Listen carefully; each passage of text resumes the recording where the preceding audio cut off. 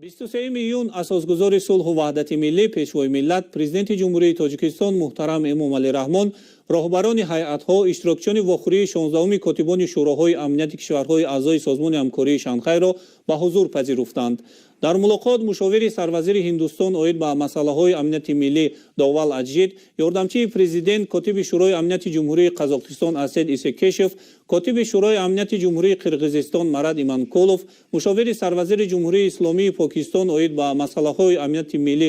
Юсуф Моид, котиби шӯрои амнияти Федератсияи Россия Николай Патрушев, котиби шӯрои амнияти ҷумҳурии Тоҷикистон Насрулло Маҳмудзода, муовини котиби шӯрои амнияти ҷумҳурии Ӯзбекистон Бобур Усмонов ва директори кумитаи иҷроияи сохтори минтақавии зидди террористии созмони ҳамкории Шанхай Ҷумъахон Ғиёсов иштирок карданд.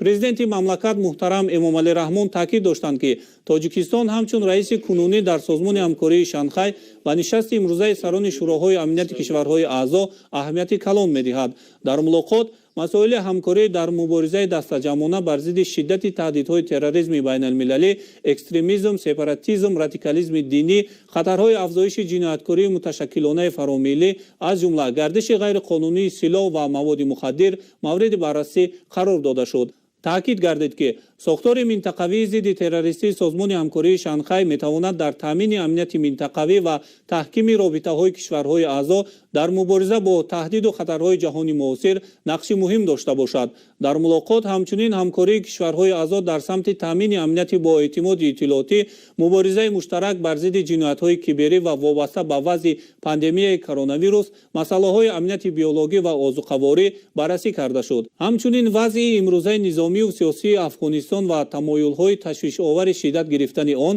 мавриди таваҷҷӯҳи хосаи ҷонибҳо қарор дошт. дар охир президенти мамлакат муҳтарам Эмомалӣ Раҳмон ба иштирокчиёни вохӯрии 16-уми котибони шӯроҳои амнияти кишварҳои аъзои созмони ҳамкории Шанхай барори кор орзу карда бо итминон изҳор доштанд, ки натиҷаҳои мулоқоти имрӯза дар марҳилаи муҳими омодагӣ ба саммити душанбе дар соли 2021 пурсамар хоҳанд буд ва барои пешрафти масъалаҳои амнияти минтақавӣ ва ҷаҳонӣ хидмат хоҳанд кард.